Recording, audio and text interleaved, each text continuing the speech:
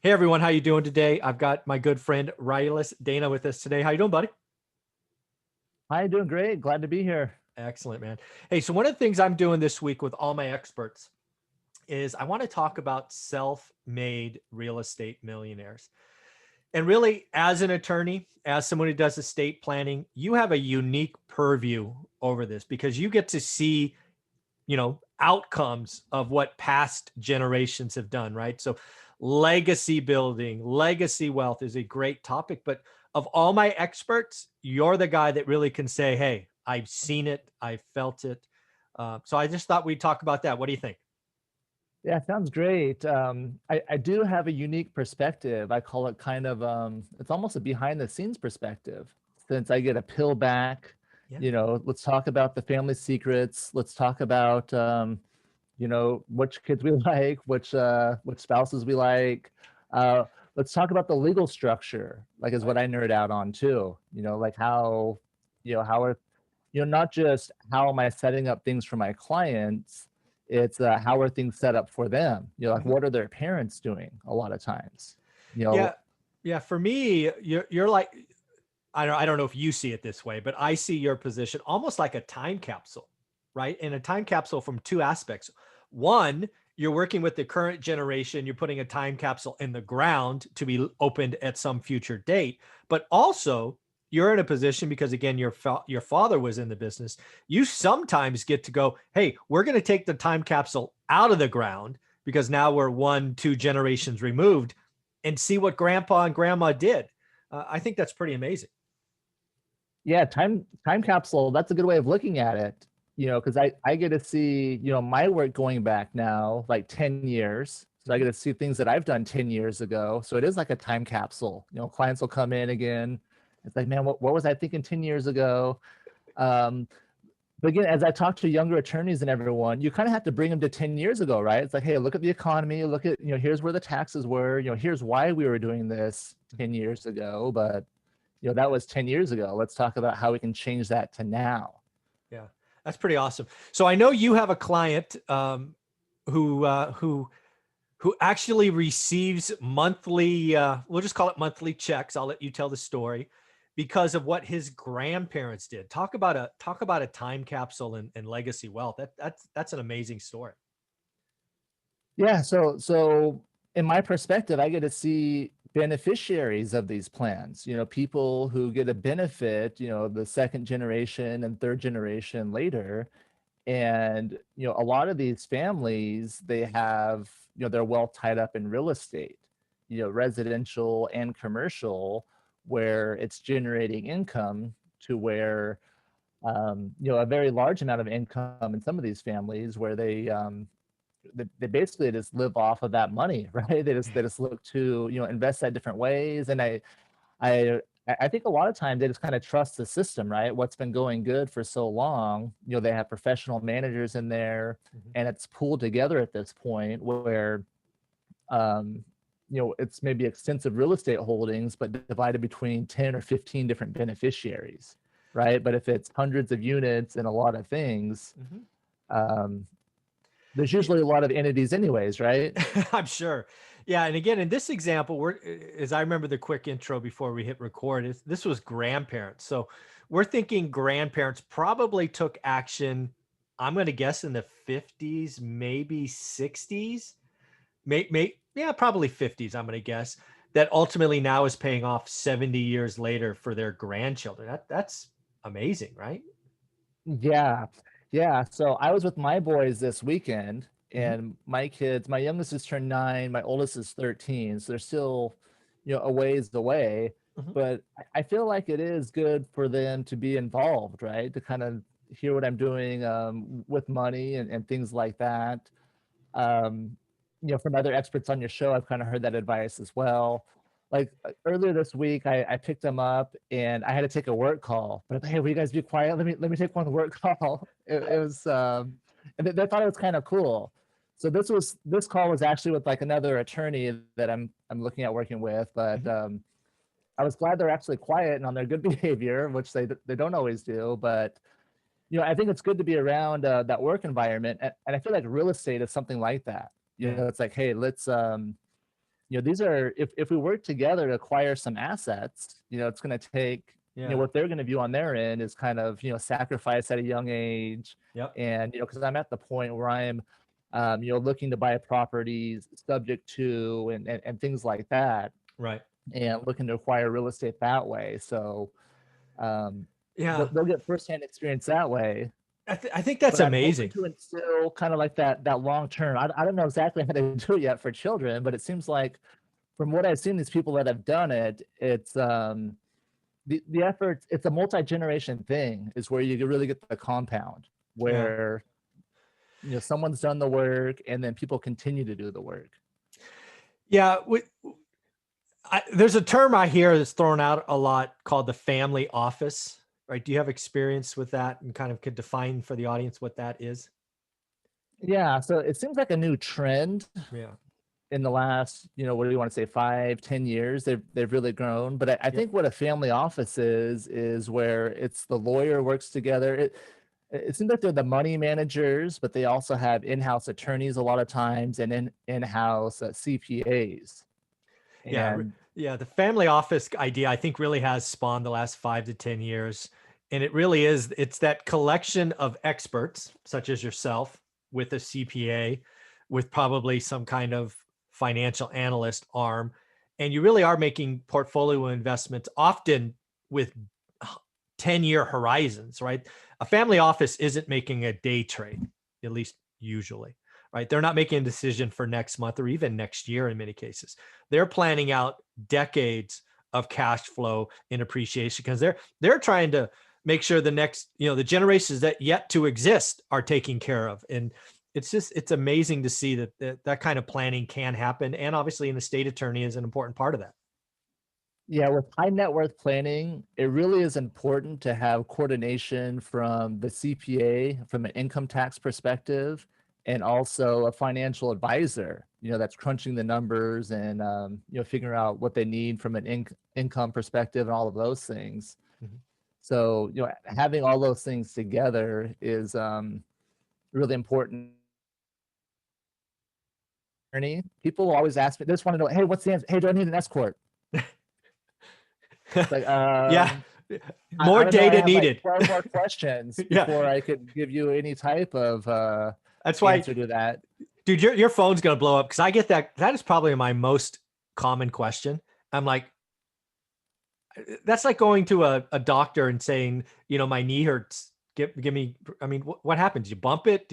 I mean, are you over? There are so many other questions to be asked that, Yeah. yeah, it's Maybe not, that's yeah. our culture though, where we show drug commercials on TV. People, they're used to coming into the lawyer or Yeah. to the professional with a suggested answer, or like, I think I need this. I feel like I have these symptoms. Yeah.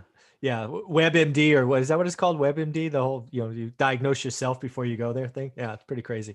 So the last thing I want to talk about in this concept is legacy wealth is actually, it's possible. It's not theory, right? You have seen, again, you're a young attorney, a young estate attorney. You have seen the benefits of estate planning and multi-generation planning, correct? Yes, and I would say that's a really beautiful thing about my position. We talked earlier how it's weird to admit your mortality and Yeah. plan for it.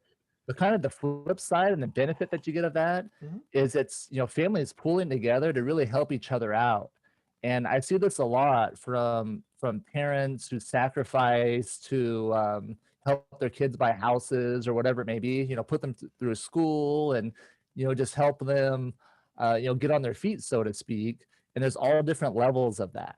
Mhm. So it's, even these little things, there's probably a lot of people listening right now that are thinking like, oh man, like, yeah, that'd be great. I wish my parents would, or my grandparents had a 6-figure inheritance for me, monthly income. Like, that would be awesome. Right. But I bet a lot of those people had the benefit of a lot of things, right? Like some education paid for, Mhm. maybe some down payment assistance with the property. Yeah. So I'd say just all of those things is part of it. And it's just what level do the parents, I guess two things. What level are they able to do, right? Mhm. That's one thing. And then what do they want to do? Yeah. Some people want to give away every dollar they have, to their kids, and I'm saying, hey, you got to hold on to things for yourself. Yeah, you need a little bit of money to pay for stuff those last 20 years or whatever. Yeah, pretty crazy. And I guess the last thing I want to talk to you about being an estate planner is I assume this, but I could be absolutely wrong. I'm suspecting a lot of the families who have like true legacy wealth, a disproportionate amount of that wealth is held in real estate. Is that right? Is that just a bad assumption because this is the world I live in, or what do you see? It's a big part of it. It's a big part of it, I would say. The other thing is, if it's not real estate, maybe it was like big stock holdings in a company or something. Like they were founders of a company type of a thing. Mm-hmm. But again, it usually ends up in real estate to as a way to put the to put the assets. Yeah, because I'm going to guess that's because real estate produces that income that's paid out monthly or quarterly, right? Stocks, yeah, they may have a dividend, but dividend yields are under 2% in most cases, at least average. So again, if they're going to provide monthly or quarterly checks to those future generations, it has to end up in real estate for most folks. Yeah, especially with all the tax benefits as well, with the depreciation and those things. So Yeah, stepped up basis and all those things. Yeah, absolutely. Yeah. So any closing thoughts on the concept of self-made millionaires with real estate? Anything else you want to talk about, branch into another topic? Because you see a lot.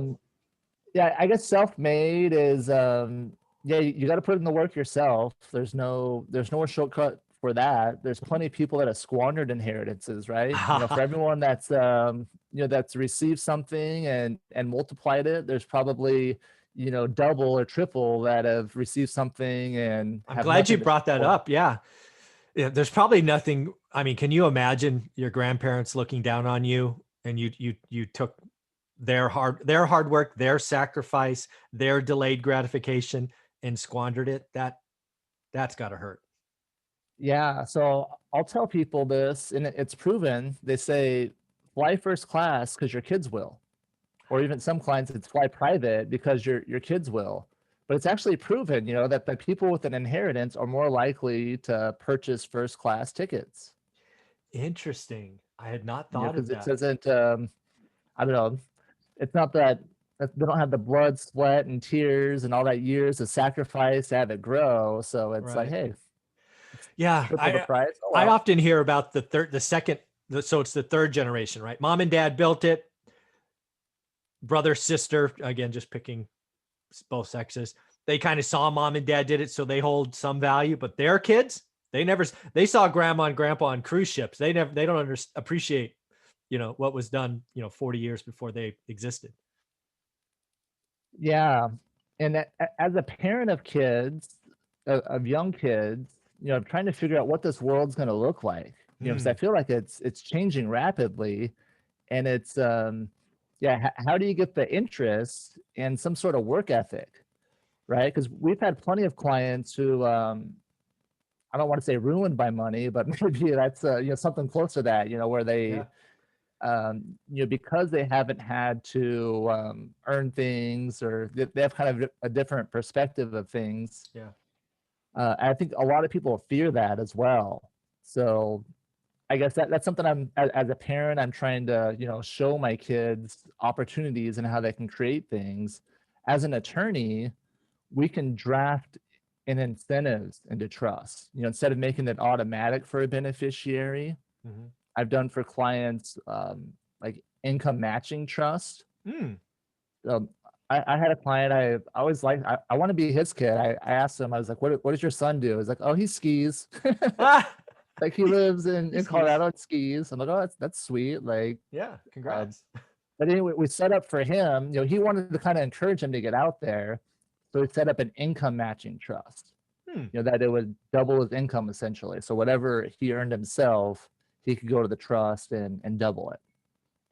Wow. So does he do something else than ski, or is he still just ski? And I don't know, maybe the skis, but I feel like part of that too, this the older generation, it's like, man, how could you just do something and be happy your whole life? But this millennial generation that you're talking about, we need to look at more. That's regular for them, right? That's not out of the ordinary. Yeah, I really do think I've talked about this a couple of times in the Daily Show. Is I think something we as Gen Xers, right, guys in the middle, we were raised to follow what the baby boomers are doing because they just move the needle in so many places. They're falling off as importance, and the millennials are coming up behind us, man. It is going to be a different world. We better pay attention as the folks stuck in the middle. Yeah, so I think, what I'm looking at is, the goal as a parent, right, is you want to help, right? So Mhm. yeah, how do you pass things? So it's almost like what I'm trying to create with real estate, I think is a good way, is how do you pass a job almost to your kids, right? Yeah. Where you show them how it's a lifestyle, it is work, but it's something that you can, be flexible about and Mhm. have it continue to provide for you. Yeah, I think that's wonderful. Any closing thoughts on this concept of self-made, both legacy wealth? It's possible, right? It's just not theory on social media. It does happen. Any closing thoughts? Um, Closing thoughts, I'll say is you create your own luck. I'm a big believer in that. Where a lot of people, they look and see other opportunities, but if you get out there and do the work, I think that's how you create your own luck and make it happen. There you go. Can't think of a better way to close. Thanks, buddy. Thank you.